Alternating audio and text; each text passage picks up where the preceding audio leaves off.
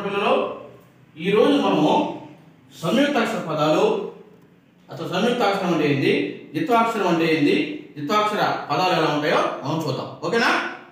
చూద్దాం. ఇప్పుడు ఇక అక్షరమాలలో ఆ నుంచి అమ్మ వరకు ఉన్నాయి. వీటిని మనం ఏమంటాము? అచ్చులు అని అంటాం. నెక్స్ట్ కా నుంచి అక్ష వరకు ఉన్నాయి కదా, వీటిని మనం హల్లులు అని అంటాం. ఏమంటాము? ఇప్పుడు మనము ద్విత్వాక్షర పదాలు అంటే ఏదో తెలుసుకుందాం. ఓకేనా? ఇప్పుడు మనము ద్విత్వాక్షరం గురించి తెలుసుకుందాం. ఒక హల్లుకి అదే హల్లు ఒత్తుగా వస్తే దానిని మనము ద్విత్వాక్షరం అని అంటాం.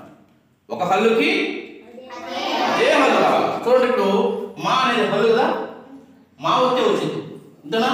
ఈ హల్లుకి అదే ఒత్తు వచ్చింది, అదే అక్షరం ఒత్తు వచ్చింది. లా కూడా అంతే, లాకి లావత్తు, తాకి తావత్తు, రాకి రావత్తు, సాకి గాకి. ఓకేనా? ఒక హల్లుకి అదే అక్షరం యొక్క ఒత్తు రావాలి. ఓకేనా? వచ్చింది కదా. ఇప్పుడు ఈ ద్విత్వాక్షర పదాల గురించి చూద్దాం.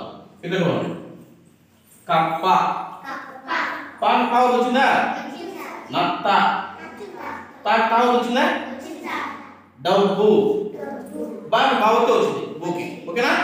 నెక్స్ట్ జల్ల, లాకి లావు, రాకి రావు, కర్ర, అమ్మ, మాకి మా వచ్చింది. సో ద్విత్వాక్షర పదాలు అంటే, ద్విత్వాక్షరం అంటే ఏంటి? ఒక హల్లుకి అదే ఒత్తు వస్తే దాన్ని మనం ఏమంటాము?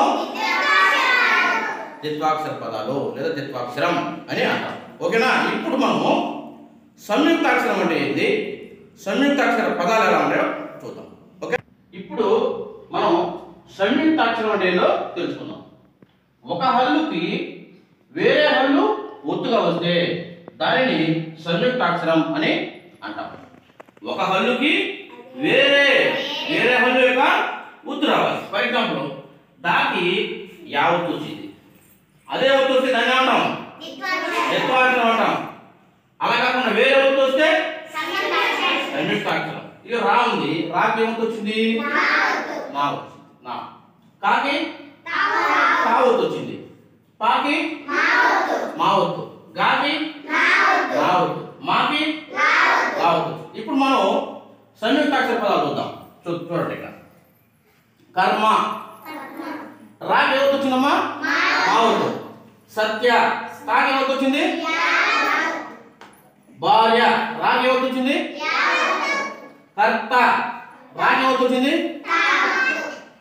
స్కేల్, సాకి ఏమొత్తు వచ్చిందమ్మా? కావత్తు. భర్త, రాకి ఏమొత్తు వచ్చిందమ్మా? కావత్తు వచ్చింది. సో ఒక హల్లుకి వేరే హల్లు యొక్క ఒత్తు వస్తే దాన్ని మనం ఏమంటాము? సంయుక్తాక్షరం అంటాం. ఓకేనా? అదే ఒక అక్షరానికి హల్లుకి వేరే అక్షరం హల్లు యొక్క ఒత్తుకొని వస్తే దాన్ని మనం ఏమంటాం? సంయుక్త అక్షరం అంటాము. అదే ఒక హల్లుకి అదే అక్షరం యొక్క ఒత్తు వస్తే ద్విత్వాక్షరం అని అంటాం. ఓకేనా?